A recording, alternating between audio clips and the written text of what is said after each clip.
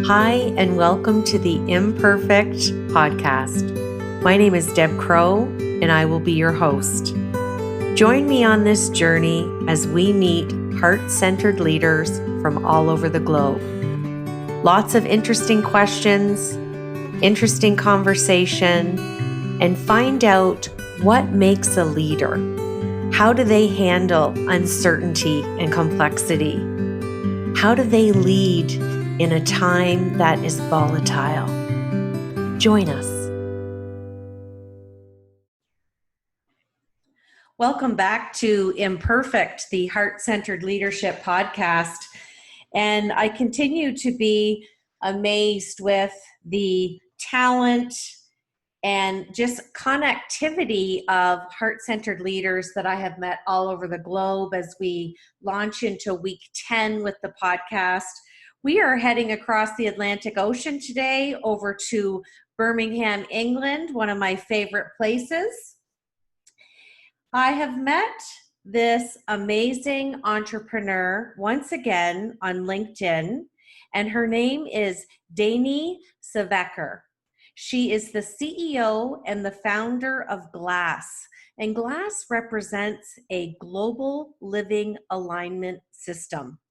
Dani has had many challenges and low points in her life, that true trajectory of entrepreneurial road, if you will.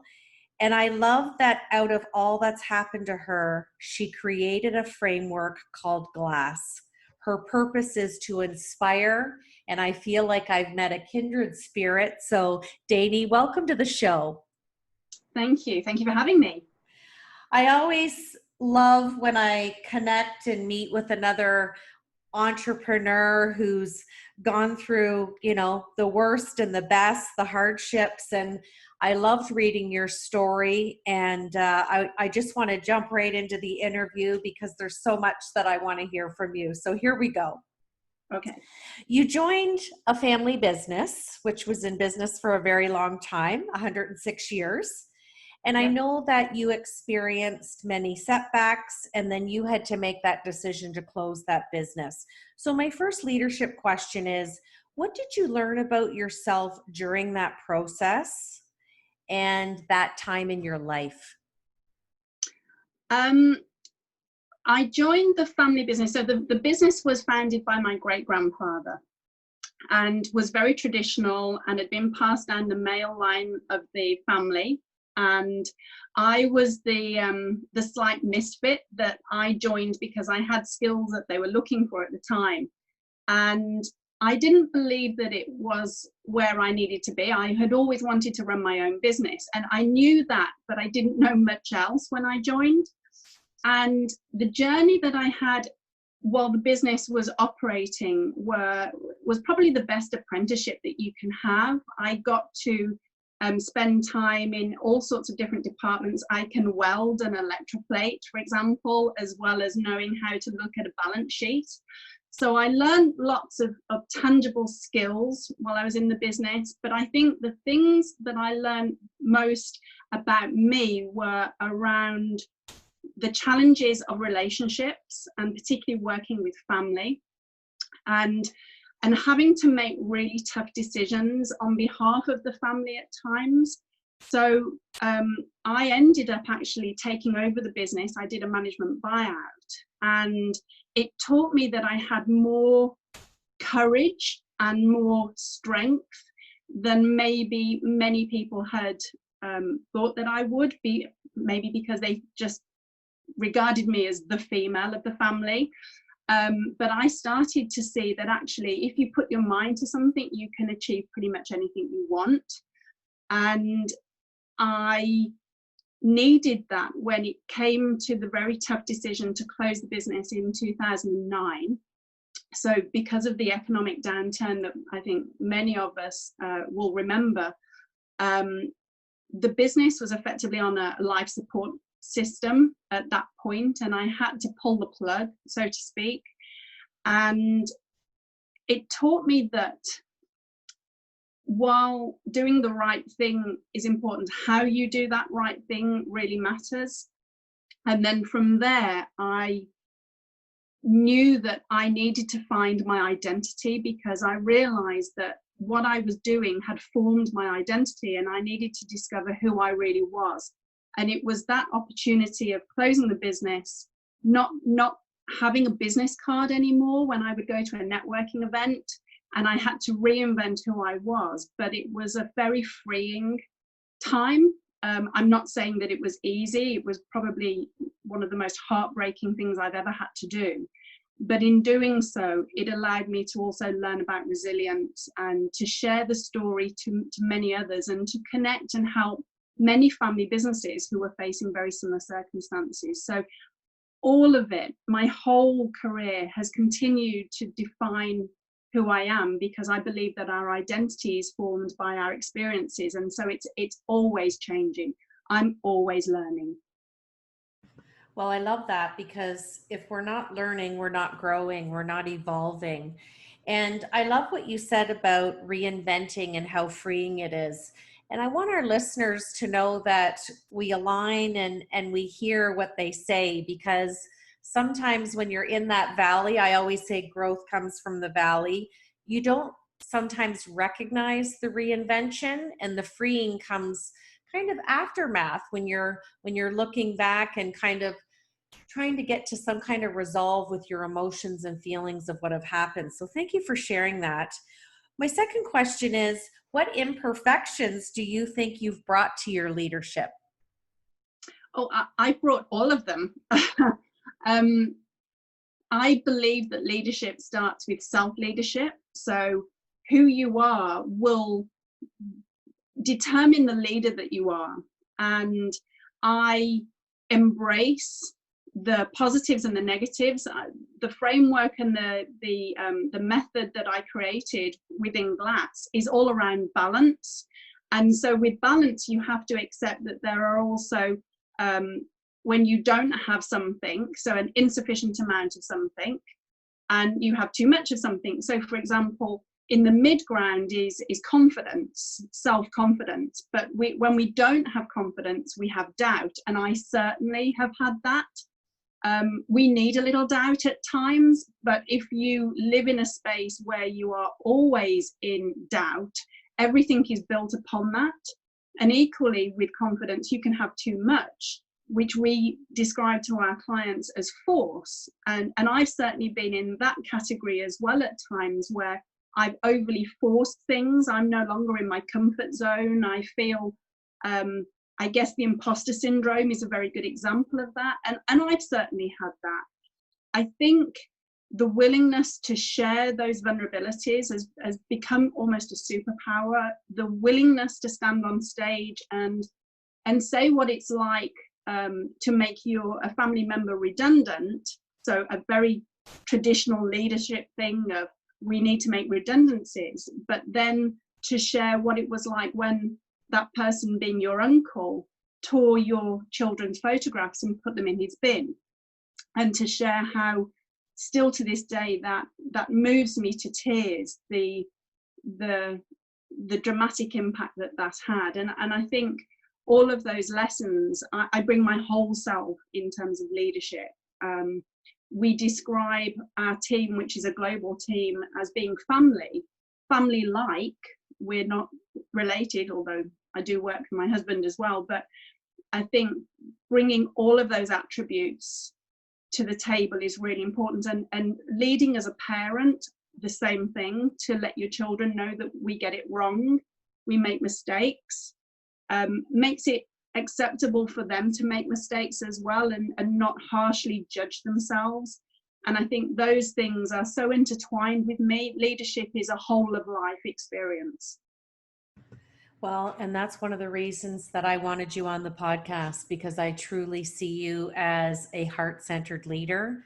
I think we have to model, whether it's as the CEO and the founder of our businesses, or a podcast, or as a mother, we have to show the good and the bad. And we also have to talk about, you know, those hills and valleys. There's no successful entrepreneur out there who hasn't had them. And I think being open and being vulnerable and leading with all those heart-centered leadership traits that you possess, and I know that you use every day, I think is just a wonderful example. Now, I want to move into talking about family businesses because, again, we're kindred spirits, you and I. My father also had a business. And when you're working with family in a business, it's so important to strike the right balance. And you have just talked about that. I know it's kind of the central repository for the GLAS framework that you've created. But it's all about setting boundaries and really establishing clear and concise regular methods of communication.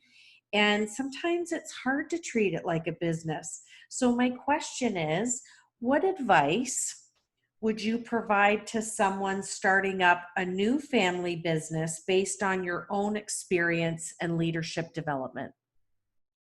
It's a great question. I will often talk about family businesses. I think, first of all, people don't realize how many there are in the world, that 90% of the world's enterprises are actually family businesses. So they are incredibly important to the world economy and employment and so on. So they're a vital part of everything. And for me, it taught me so many life lessons. But what's interesting is when I hear people talk about deliberately setting out to start a family business, not many start out to be family businesses. They evolve and become family businesses as they're passed on to children, or a partner will suddenly join their spouse, for example, in the business because it started to grow and they needed help. So generally they evolve in a very organic way. And I think because of that, people very often miss putting in the structures that are necessary to stay on course. So the biggest thing for any family business is alignment. And it's about everybody bringing, it's sort of a cognitive diversity, everybody bringing the best ingredients to make the best cake possible, if that makes sense. And when you have a founder of a business, they usually are very clear in the purpose of that business. But because we're family members, it's not always very clear what that purpose is and what the role is that we can all play in contributing to that purpose. And what happens is we have mixed agendas starting to happen. And so you touched on one of my my big things, communication. It's so important to be able to communicate in different ways at different times. So we play multiple roles when we're in family businesses. We can be co-directors, we can be co-shareholders, we can be a husband, wife, we can be son, daughter, siblings, cousins, parent, child, and all of those different relationships have different requirements. And so we often teach people different strategies for communication. But from that lesson of family business, I've always been amazed at actually everybody needs to improve their communication. There's so many times when we go, if we consider that the aligned and balanced version of relationships is harmony, when we don't have that, we can veer into tension. And I see that a lot with clients that I work with. But almost the worst version of that in family businesses is pretend, where we try overly to present a sense of harmony and we don't have those difficult conversations. And what seems like just a bit of a problem today, if we leave misalignment over time, it can break.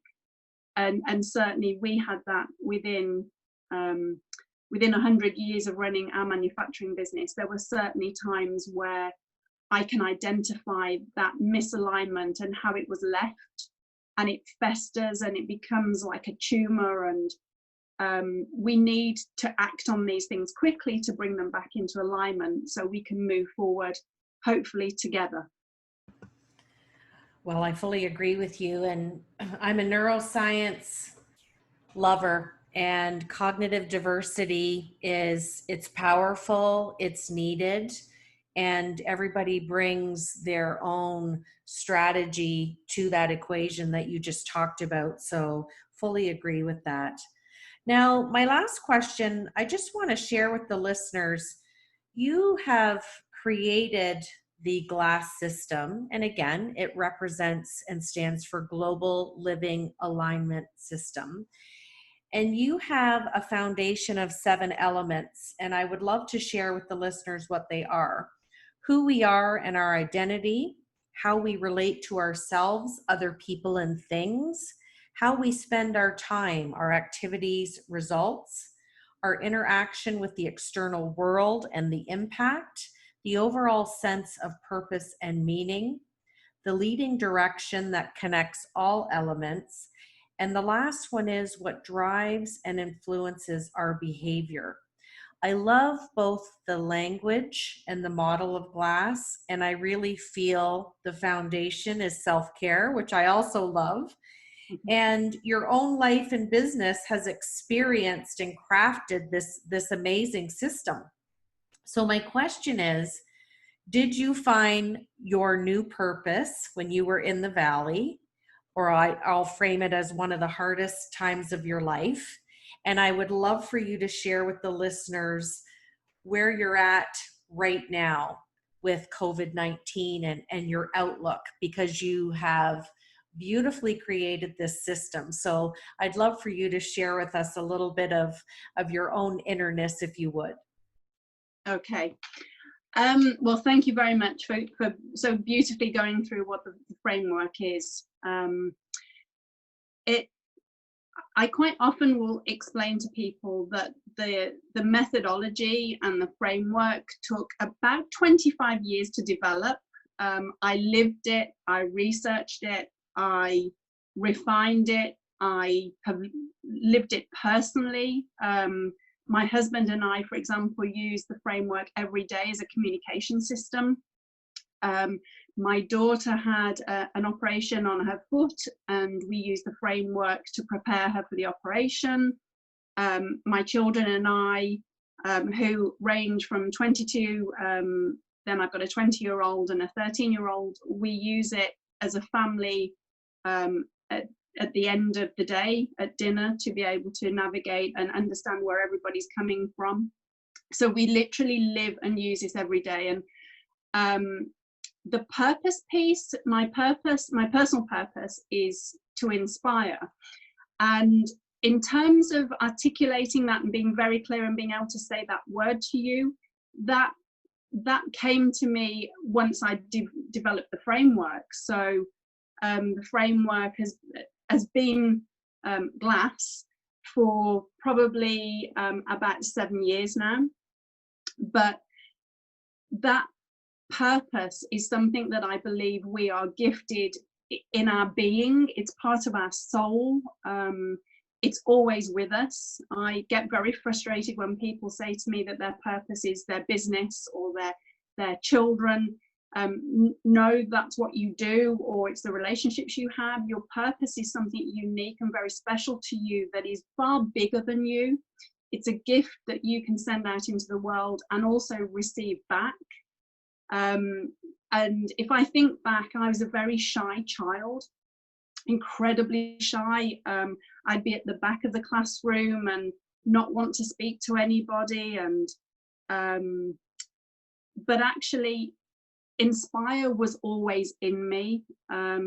If there was something happening where somebody was being bullied or treated unfairly, regardless of how I felt about me, I would feel myself instinctively step forward and try and help them and share with them. And I didn't know the word was inspire at the time, but now I look back, it was always there. And every client I work with where we help reveal what their purpose is, they can always trace it back through their life. So I think that's really important. And where I am now and through COVID, I think having gone through the economic crash of 2008, 2009, has certainly armed me with more resilience. If I could get through that, then I could pretty much get through anything. And just to say, my husband lost his business at the same time in 2008.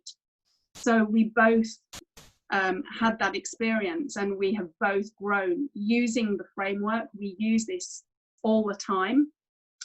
So we feel that we're equipped now. And so when COVID sort of took hold in, I guess, March for the UK, I always believe we have a choice. We can't control what happens outside of us. That's the external impact element of GLAS.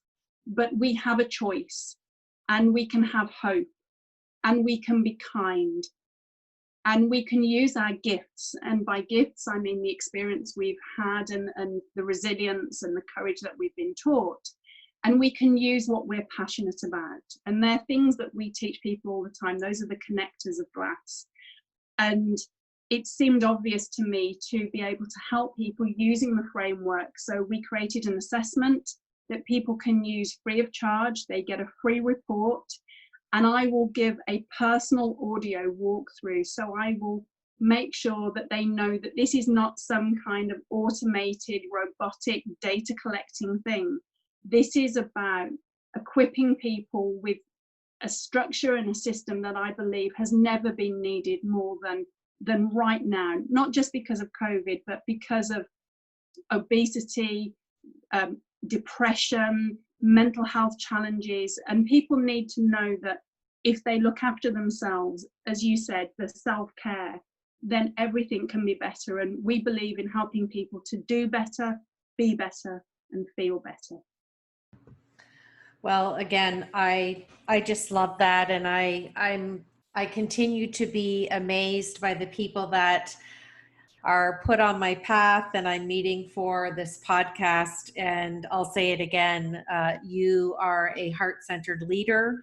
I believe the framework of GLAS possesses all the traits within being a heart-centered leader, and I think what you're doing is just phenomenal, and I look forward to learning more about GLAS. And I just think back that if you didn't go through all of those different hardships and those peaks and valleys, we wouldn't be here right now. So there's always a story. So thank you for sharing.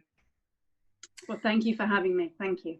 I like to end my podcast with the Fab Four. So this is 4 quick questions and just whatever answer is just sitting on the top of your mind. So here we go.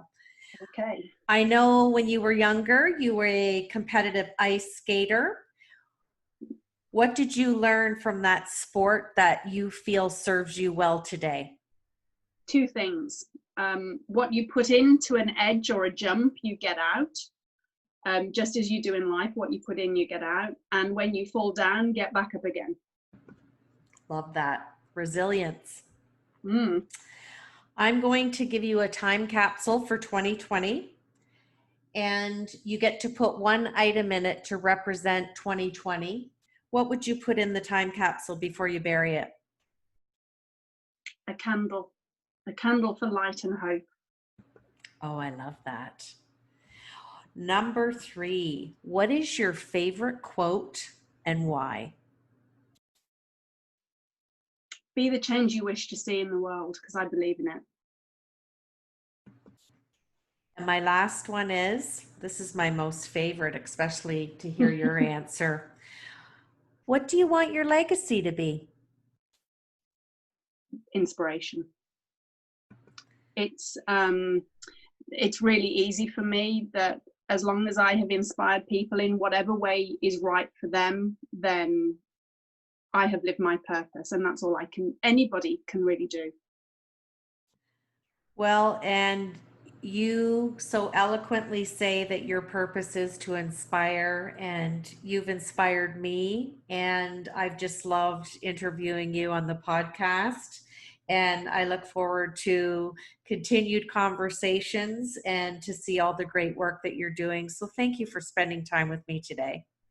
Well, thank you to the universe for allowing our paths to cross. Absolutely. I like to end the podcast with kind of my list of 5 things that I think we all should have to lead a purposeful life.